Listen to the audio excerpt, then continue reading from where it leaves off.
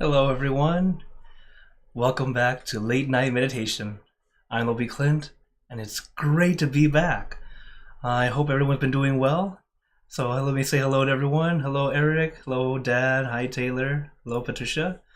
Uh, Hello, Hero. Thanks for joining in. And hello to everyone on Facebook, YouTube, and Twitch. It's been 2 weeks. Thanks for being patient. But I hope you all have been doing your homework, right? The homework, as always, is whatever you're doing, have relaxation and awareness. They're quite literally those 2 steps of meditation. Keeping meditation with you in everything that you do is a great way to help you practice, even outside the meditation hall. So, very glad to be back, and I guess a quick little update. Yes, so I went to take a poly test, poly language, okay, not polygraph, like check if I'm a liar or not, not that kind of test. And when I got to study, something interesting happened. Hello, Enya, thanks for joining in. As Pali is an ancient language, and the test is to translate Pali into Thai. My Thai is okay. So it was a very interesting test. But oddly, studying Pali ended up helping me get better at Thai. So in the end, after all that studying, I didn't pass. But it's okay. Actually, my teacher, he told me, Clint, I want to let you know right away. First day he met me, remember, you're not going to pass, okay? I'm like, what? He said, just reality. It's a whole language. It's not easy to learn a whole language in just 1 month. You can get a lot of it in, but to pass this test, people usually take years of study. I'm like, okay, that makes sense. So my analogy for you all is, it's like I just passed. I'm like a kindergartner who just learned the alphabet, and I'm trying to pass second grade.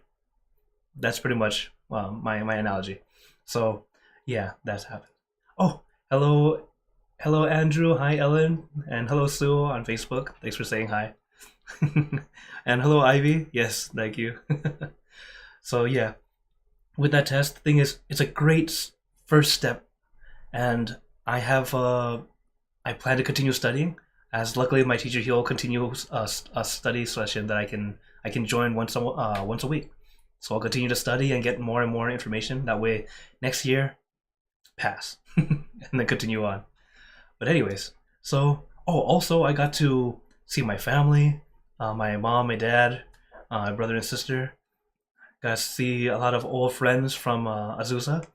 Also a lot of new ones. Even some members who I've only met online. Got to see them in person. That was nice. Oh, hello, Kaisi. Hello, Julie. Thanks for joining in. And hello, Gavin. Thanks for saying hi on YouTube. So, it's just always wonderful when we get a chance to meet, get to be in person or even just simply getting to connect. As thanks to technology, we're able to connect and be closer to each other a lot easier. Even though I'm in Canada and all of you are in different places, just here on Zoom, we have people, we have Hawaii, Japan, California, Vancouver, let's see, Azusa. I'm trying to remember everyone's place. But yeah, we're all over. And it's just wonderful how the internet can help us connect. As when we meditate, just remember that meditation is a way of finding our peace. Yes, when you meditate in a group, if you can be in person, that's always better. Absolutely. But sometimes we don't get that chance, or sometimes your schedule doesn't is not aligned with the schedule they meditate. At least we have this. We can meditate together live or watching the recordings after to help you in your practice. As that's why I continue to do these, and hopefully, as long as I'm able to, we'll keep doing these. So, uh, that's just a nice little update share with you all. And hello, Tracy. Thanks for joining on Facebook. So, for those who are brand new, meditation has just 2 steps: relaxation and awareness. So, it's really that simple. You don't have to do anything extra. You don't have to look perfect or try to be perfect or have some perfect pose or something like that. Okay? It's just relax your body, relax your mind, take it easy, take it slow. There's no need to rush. And it's why I like to tell everyone, remember, one, yes, don't be perfect, because we're meditating for inner peace, not Instagram. Okay? So some of us might be taking pictures for Instagram. That's fine. But when you're taking pictures, you're not truly meditating. You're just posing. And then once you're done with the pictures, okay, then we meditate. But now that we're here together, let's truly meditate. Take that time to really slow down, take it easy, find some peace. Even if you get only 1 second of peace, it was worth it. Okay? Because that 1 second, this time, next time, maybe 2 seconds. Next time, maybe 3 or 4. Maybe 1 second many times during the session. Little by little, it starts to grow. You start to gather more and more peace. Because peace is not a light switch. We can't just blink, turn it on and be happy all the time. Not quite. It's more like we're gathering drops of water. Little by little. Drip, drip. At first it's like, I'm getting some water here. And then it just evaporates. It's okay. It takes time. Little by little. Give yourself time. There's no need to rush or force. Alright? So, and of course, I let you guys decide what level of meditation would you guys like today, or what I call levels. Like, level 1 is like you're brand new to meditation. You need every step. Okay? Level 2 is more like you know what you're doing, but you like a lot of instruction. Or level 3, a bit more moderate. Or level 4, long silence. Of course, if you like long silence, Fridays are always level 4. And actually, after after our temple is set up, I plan to make it a very set schedule that you know exactly what's going to happen. Okay, so go ahead and for today, go ahead, let me know what you guys would like. Type in 1, 2, 3, 4. Show it with your fingers. That's fine too. And so right now I see a few 2s. Okay.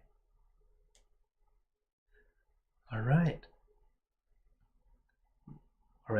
Looks like today will be a 2, as many of you have sent it in. All right. Then for today, a nice startup and a nice reminder for everyone. So, as I mentioned, meditation is very simple, just 2 steps: relaxation and awareness. So don't force, take your time, take it easy. So when you're ready, let's get into our perfect position, as I like to call it, because it's perfect for you. And when you're ready, gently close your eyes, taking a deep breath. Breathe in the cool, calm, relaxing air, and breathe out all your worries, thoughts, and responsibilities. Just let it all go. Forget about it for the time that we are meditating.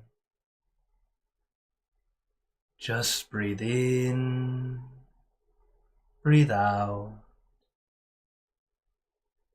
Let each breath of fresh air help you become more relaxed, more comfortable.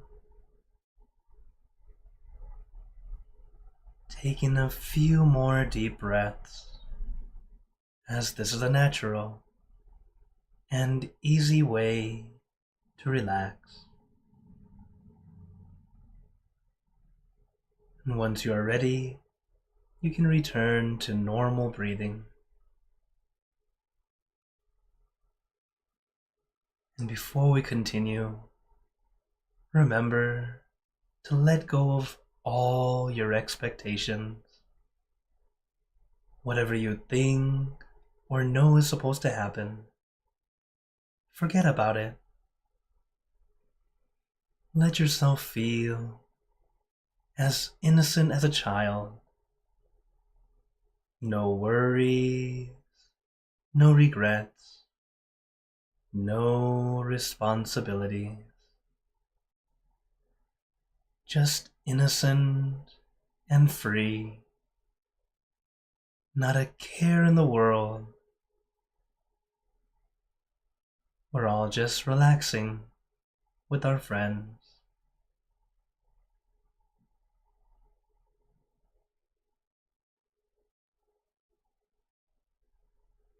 And to add to our relaxation, let us do a body scan.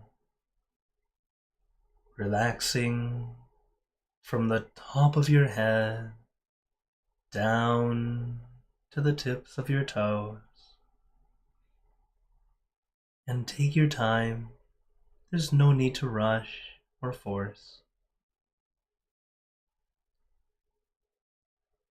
Allow the feeling of relaxation to flow down your entire body. Starting with the top of your head, relaxing your forehead, your eyebrows, your eyelids, very gently closing them, as if you are about to go to sleep. Letting your eyelids fall very gently, very lightly, like a feather falling on the still water.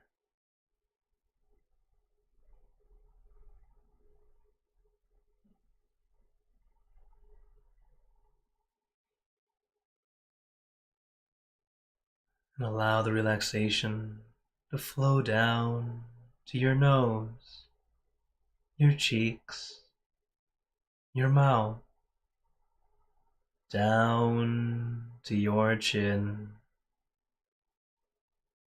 letting your entire face become completely relaxed.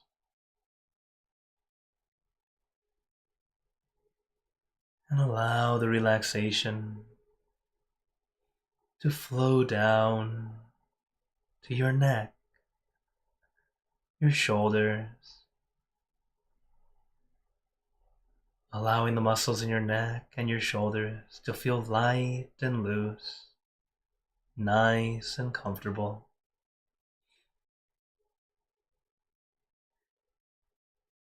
Remember, as you are relaxing, it's okay to move, make adjustments. Even a master makes adjustments.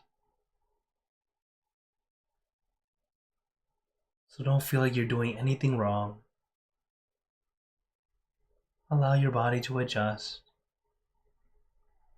That's why I like to say, sit in your perfect position, the position that feels perfect to you. And sometimes it's not quite perfect yet. Make the adjustment.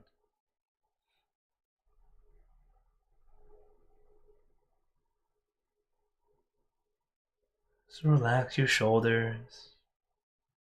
Allow the relaxation to flow down to your arms, down to the tips of your fingers, letting your arms feel light, loose, and comfortable. Then relaxing your chest, your abdomen, and your back. Slowly going down your back, one vertebra at a time. Feel like you are getting a massage, releasing, relieving, and relaxing all the muscles in your back.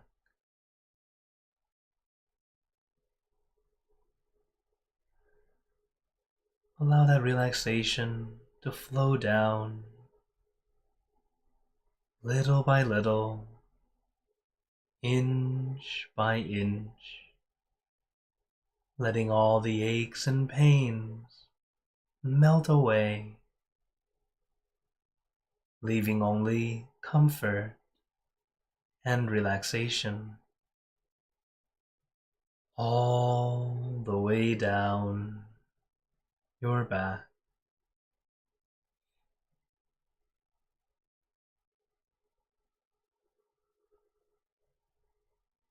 And allow the relaxation to flow down to your legs.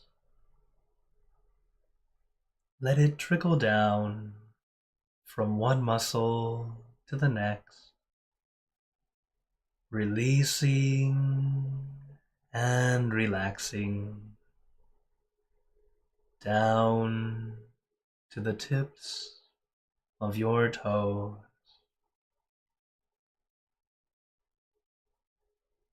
And just feel your entire body completely relaxed,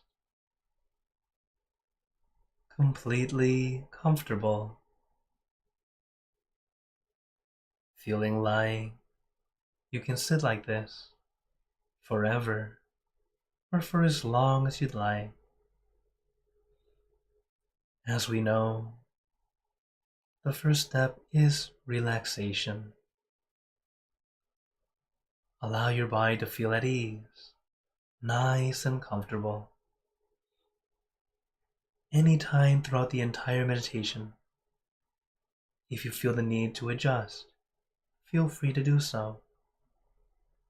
You don't have to endure trying to look perfect. There is no need at all. Instead, make the adjustment. Allow yourself to be comfortable.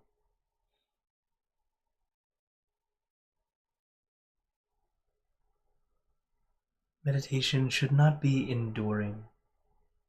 You should be enjoying.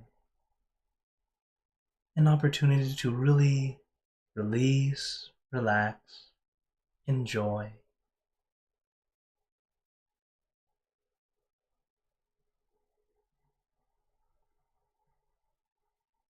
Today I got to see one of my old teachers. He's here in Toronto with me, helping us rebuild or remodel our new property.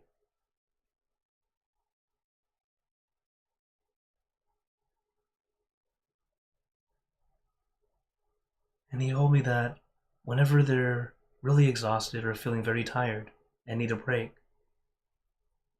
he likes to find a spot under a tree or in a quiet room, sits down and meditate for a while, getting a nice recharge.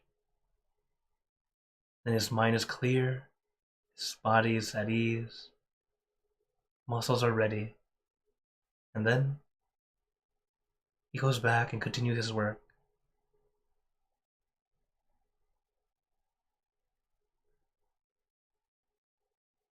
He's a monk of already 20 years, 20 plus years. One of my mentors when I first started out.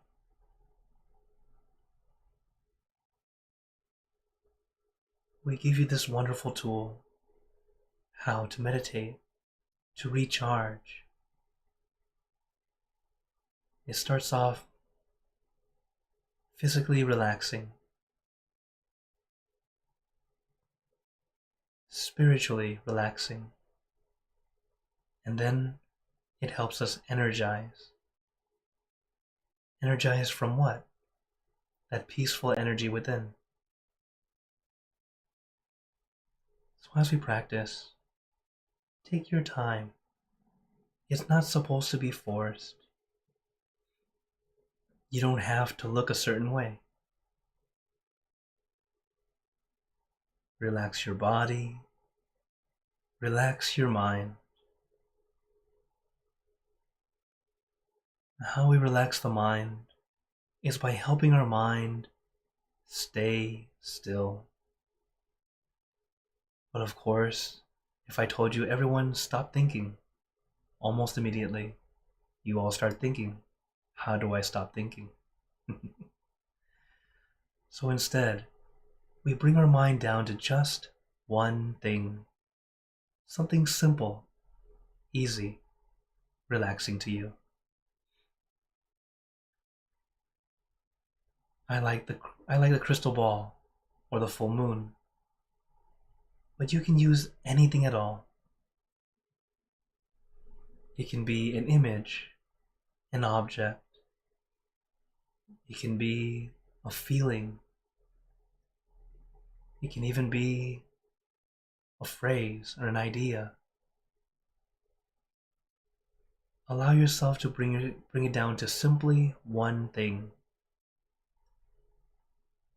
It helps our mind start to quiet down, start to release.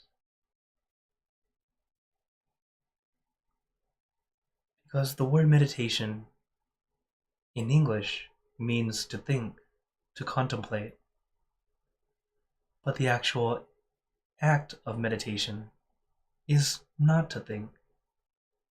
It's to allow our mind to quiet down, eventually be clean and clear. Now, a clean and clear mind doesn't mean you erase and forget everything.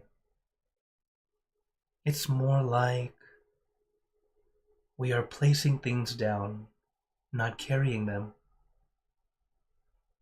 That's the true way to let go. Because if you think that letting go is forgetting, I guarantee you'll never forget whatever you're trying to forget. But instead, stop holding on so tightly. How we place down is to let our minds stay with one thing, comfortably, relaxingly. As your mind stays with that one thing for a prolonged period of time, our mind starts to let go of everything else, allowing our mind to quiet down little by little. Everything we do in meditation is light and gentle. We are learning to slow down, not trying to speed up. We are already very good at speeding up. We need to learn how to slow down. So take your time. Allow your mind to take a break, to rest with just one thing, comfortably.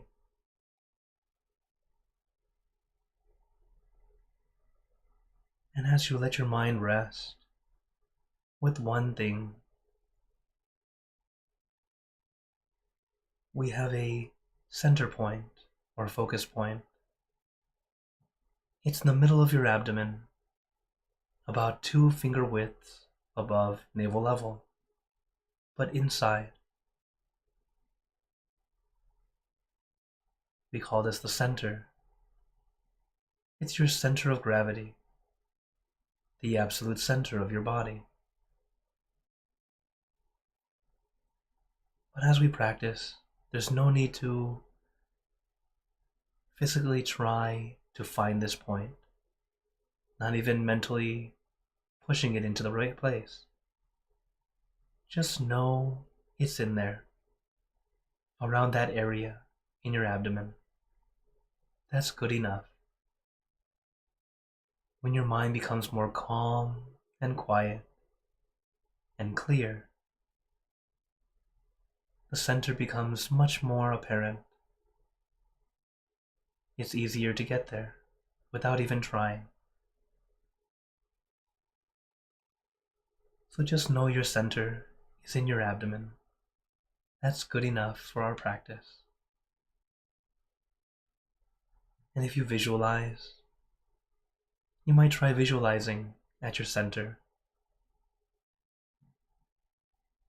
helping us be more acquainted to that area. But at first, it might not feel very easy.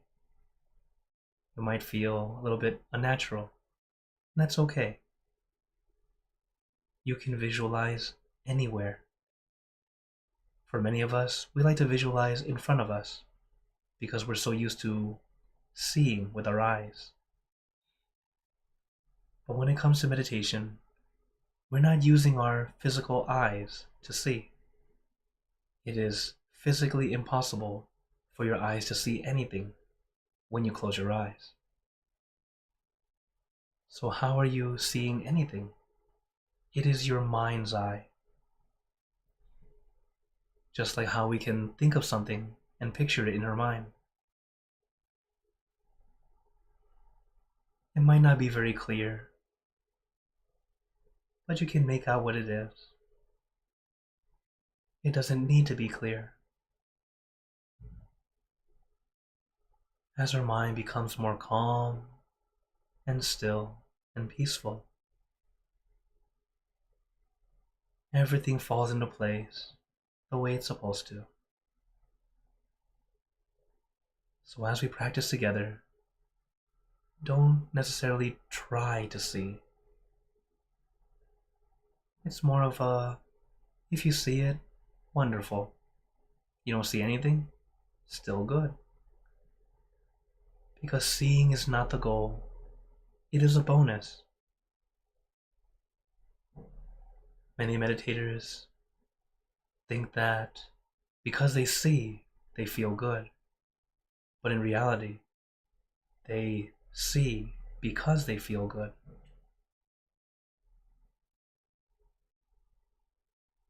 Allow your body and mind to take that break. In a way, it's like recalibrating, refreshing, allowing both body and mind to get back in sync.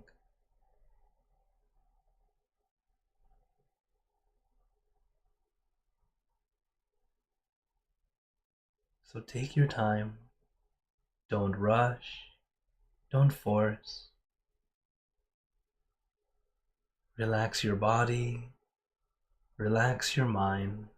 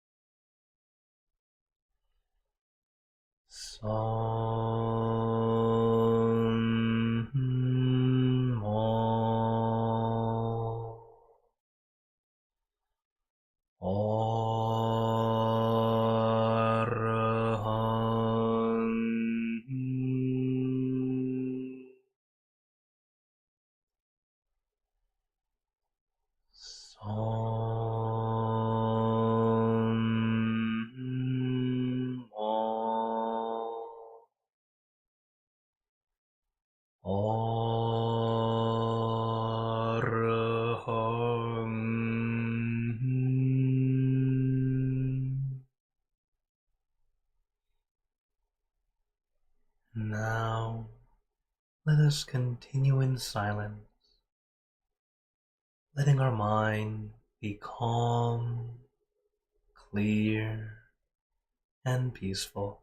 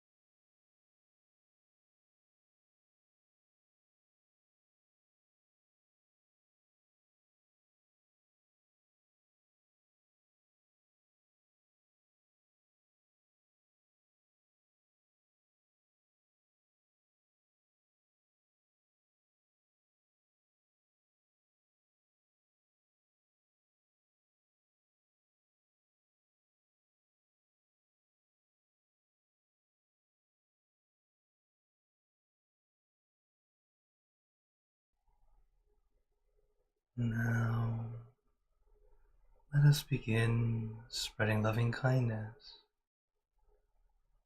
Spreading loving kindness is like spreading out your heart, sending out good intentions to all beings. So let us visualize our object as we have been doing. And imagine that your object becomes crystal clear, clean and bright. And at the center of your object, there is a bright light. This light is very special. All those who touch this light are instantly happier, healthier, and more at peace. So we let this light illuminate our bodies, filling our body with light. Then let this light shine out from you, filling the room. Let this light spread far and wide, filling the city, filling the state or province, filling the country, the surrounding countries, until filling the entire world, and now throughout the universe. Thinking of our loved ones, our family, our friends, our close and distant relatives, our co-workers, acquaintances, all the people you know and all the people you don't know, to all sentient beings, all the animals in this world, and even thinking to the heavens, to our friends and relatives who have passed away, wishing well for every one of them. And as we are spreading loving kindness, let us make this wish together, for us all to be happy, healthy, wealthy, successful, to gain wisdom, attain enlightenment, for world peace. Let us take a moment to make our own good wishes.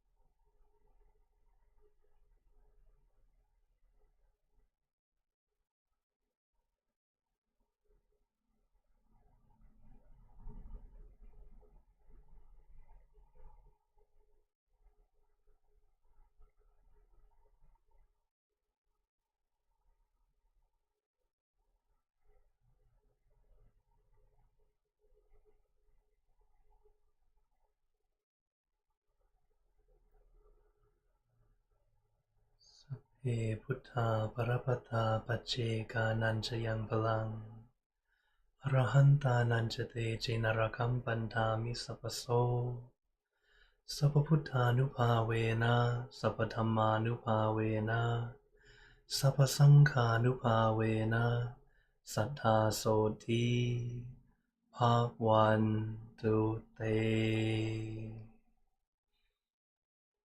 And now, very gently and at your own pace, opening your eyes. Take your time as we slowly come back.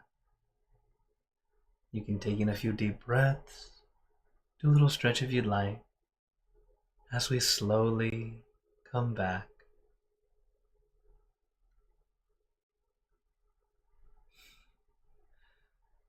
How's everyone feeling? Take a moment to notice how you feel right now, especially compared to when we just started. Notice that difference. Sometimes it's like very subtle, sometimes like night and day.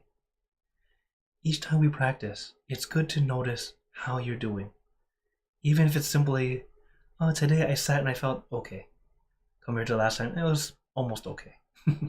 Because each time we meditate, it's either a good session or an almost good session. There is no bad session, okay? Because you always grow. There's always something new you learn. Even on the days that are almost good, or it feels a bit challenging, or it felt difficult, it's okay. Because we all have those days. Even me. And I've been meditating for over 25 years. Yeah, there'll be days that you feel, it's so easy today. Some days, oh, I still have a lot on my mind. Or I just couldn't calm down. Totally fine. It's all right. It's a practice. Just like how when we wake up every day, some days you wake up, today's the day. You feel good. Some days you wake up, not today. Right? That's just reality. So as we practice, keep it up. A little bit a day goes a long way. The main thing is taking time to practice. So, of course, I'm here or as much as I can, every Monday, Wednesday, and Friday, so we can come and meditate together, practicing together. So, so since it's our first day back, I wanted to give you a nice refresher course to remind you all. These are 4 things that we can do that really help us improve our meditation. And I think that we can all use it, especially in our daily lives, which are the 4 C's. Oh, this side. So the 4 C's are comfort, conscious, consistent, and consider. The first 2 are pretty much relaxation and awareness, the 2 steps of meditation. And we need these 2 things consistently. They have to go together. That way we have a balance and we're able to keep moving forward. Like our railroad tracks to success. They have to go together. And then when we consider, it's taking the time to check and see what works, what doesn't work. Okay? So I hope you all practice this. It's a great way to help you improve your meditation. At first, relax, be comfortable. Have that awareness, being conscious, trying to keep it consistent as you can. And then, when you finish, it's good to notice what worked, what didn't work, and then make the adjustment. Also, you'll notice a little smiley face. I like to add a 5th C. It's just not a C word, it's a C emoji. Smile. Smiling is a great way to help you just bring back some encouragement for yourself. So I actually recommend this. Every morning we wake up, we tend to need to use the restroom. And what's in the restroom? A mirror. Look at the mirror and smile. Smile to yourself. There are 2 good things that happen here. Number 1, the first person you see is smiling back at you. And the second thing is, if you don't smile often, that way you can practice and see how much smile is enough. Because some people, if you don't smile often, it's like, no, scary. Too much, right? So that way you can practice, oh, this much is okay for me.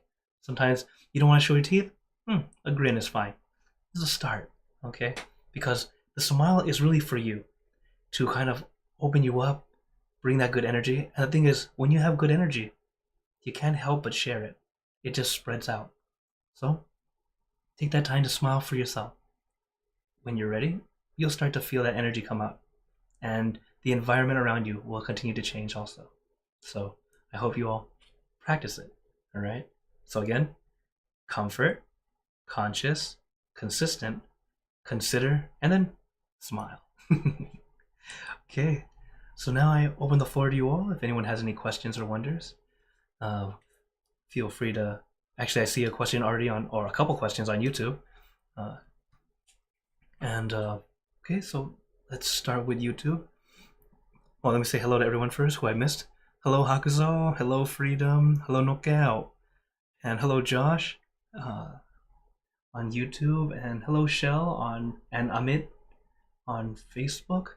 Also, hello, Akshi. Good to see you. Okay, so this person is Serena. Nice to meet you. And all right, so to the first question. So Hakuza asked, if sitting on something with no backing, how can one properly relax without slouching? That's actually a good one. So, just how I mentioned that we need balance. In meditation, we want relaxation and awareness. Now, think about sitting and being relaxed. Oddly, you need two things there too. It's not just relaxation. Or when it comes to our body, there's also two things we need. It's actually flexibility and strength. And you go, if you have only flexibility, this is what happens when you sit. So let's say this is your back. You're sitting, this is the front of your legs. You fall asleep. Why I know this is because I became very flexible, and that's what happened to me. I could not sit up. I'll sit up for a bit and go, and just fall down. So when you're very flexible, that tends to happen. That's flexibility with no strength. After that, I realized I need to strengthen up. Then I did too much. So what happened was stiff. The problem was I couldn't relax at all. So I look great, but I'm not comfortable at all. So it's a balance. So with sitting up, when trying to sit up and you don't have a backrest, that's okay. What I recommend is actually to first sit up and then tense up a little bit, like almost tense up a little bit too much, but then you start to release. It's actually interesting if you try it with me. So you tense up, so you're kind of sitting up straight, extra straight, and then you start to release again, and release one more time. When you release about 3 times, you're at a spot where you're comfortable, but also sitting upright. So this is just something I would do with the novices, like the novice monks, the kids that meditate with me. I say, here, try this, guys. So they try it out. Like, oh, interesting. I'm sitting up okay, and I feel okay. Yeah. And then as you practice more and more, it also could be also your posture, as well as, like I've said, the flexibility and strength. Everything in our life is balance. It's just that we have to realize it. Work and play, or work and family time, same thing. There's always balance. We can't do just one thing. Okay? All right. See, here comes a... Oh, wow. Hiro says he's joining from the rooftop floor in his office during lunchtime. Very nice. I'm always glad you can join, Hiro. Then Shell on Facebook says, I was just thinking it was June and you would be back soon. I'm glad you got here. And no worries, John. Yeah, you happened to come in a little late, but not a big deal. You can always see the recording, but it's always good to get to connect. All right, here comes another question. Hakuzo has another one for us. He says, how much do monks follow things like everything happens in perfect timing or the universe provides if asked? Okay, with the first one, everything happens in perfect timing, meaning everything happens for a reason kind of thing. When I talk about this is more monks in general, just like people, we're all different. So we all have like the same belief, the same vinaya or set of what's the word? I don't want to say rules. Let's say it's our precepts that we do follow together that are the same, but our way of life or how we use that might differ depending on each person. Because, like for example, yes, even monks, we can get lazy. Yes, and some of us are very, very diligent because we're people too. Okay, so right away you have to look at how is it that you yourself practice is better.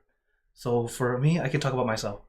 With the thing of everything happens for a reason, I do believe it. It's something that tends to happen. But the thing is, just because it happens and it's unfavorable to you, it doesn't mean you have to just take it. Okay?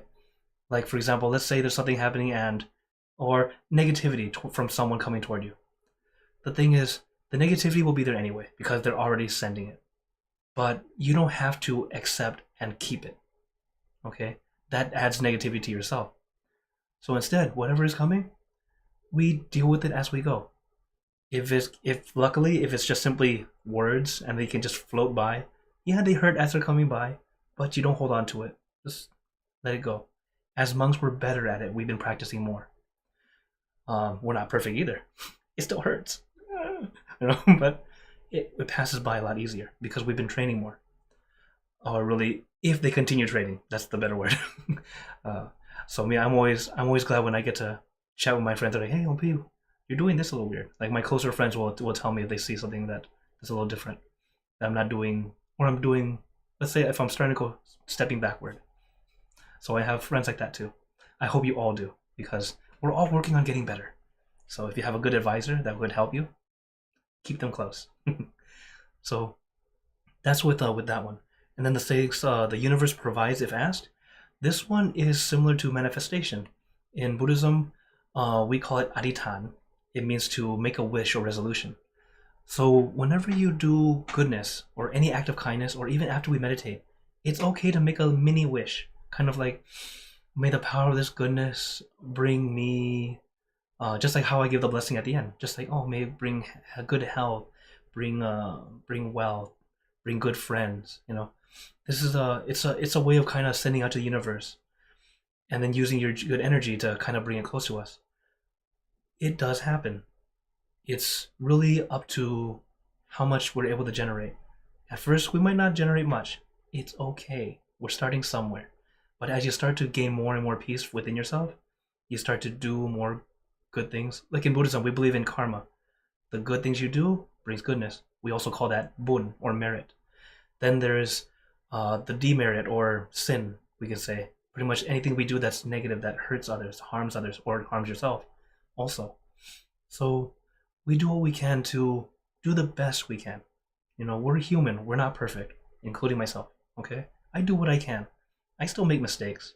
But luckily is, if I'm mindful, for same with all of you, if you're mindful, you can catch it sooner. And if you're even more mindful, you can get it before you do it. You can stop yourself. You have that moment of, wait, that's not a good idea. Kind of like impulse buying. Like you go somewhere, oh, I love this, you buy it. Wait, I need this for rent. I need money for rent. That's not good, right? So this is why having mindfulness is a great tool to help us move forward, to kind of keep us in check.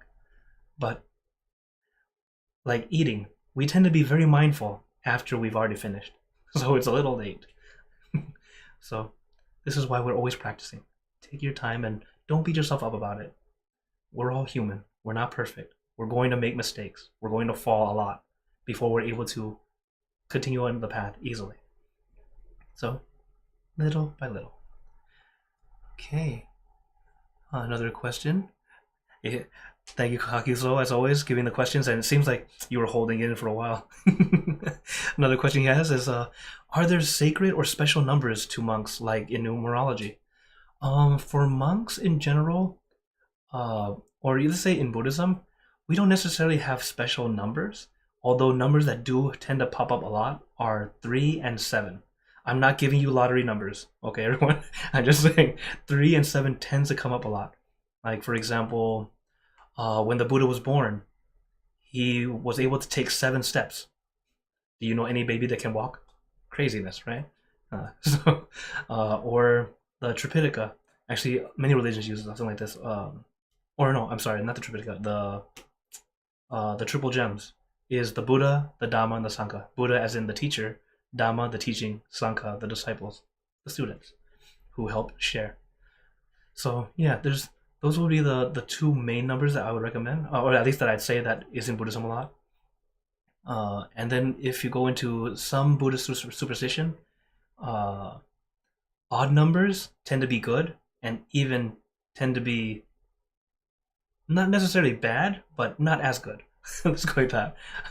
But that's just something that I have picked up on. But that's only from 1 to 9. So anything beyond that doesn't really matter. But that's just what I've heard. Like, for example, whenever we do a blessing for a house, usually we have an odd number of monks: 3, 5, 7, 9. But then when we go to a funeral, usually it's in pairs. So usually 4, 8. That's usually what it is. But that's just superstition. In reality, Buddhism's like, no, number's just a number. You do goodness with what you're able to do, and that's all it is. So I know, yeah. Okay, all right. Yeah, time for one more question. So Hakazo has another one. He says, if someone takes time to change their internal views to be more positive, will the world around you change, or does it just seem so from your perspective change? It's a little bit of both, actually. So one, as you allow yourself to change that internal talk and start to look more positive, it's very similar to, so if anyone's ever been through depression or know of someone that's in it or has gone through it, those who are depressed, it's like they're living in a gray. Like there's even in real life, they look outside and everything just seems kind of dull and gray. That's just like because they're perceiving everything in that way, unable to get out of that funk, out of that bad energy that they're stuck in. That's why whenever they're down, please take some time to be with them. Give them time. It helps people who are in that state to come out of it a little bit easier. It's not exactly fast, but better and easier. And then once they're out of it, it's like they suddenly saw the rainbow. It's almost like that scene of The Wizard of Oz, where Dorothy arrives in Oz, and all of a sudden, it's Technicolor. It's kind of like that. So, if your mindset can change, you're able to spot a lot of the good things. It's like if you focus on negativity, you tend to find all the negativity because you're focused on it. So you keep on looking for that. But if you're looking for the good, you start to find all the good around you too. Because good and bad are always there. Okay? It's like if you see light and shadow, they kind of come together. But if you only focus on shadow, you only see shadow. It's like all you see is the negative stuff. It's always been there. But same with the goodness. It's always been there too. But if we only focus on the negative, we don't look at the positive. So that's why take a step back, take a deep breath, and look at it for what it is. You'll start to see all the colors of the rainbow and understand, wow, there's a lot going on here. And then you start to choose to go towards something better. And then it helps you find your peace no matter what kind of craziness is going on around you, which a lot of people nowadays really need to learn, unfortunately. Okay. Oh, I see one more question here.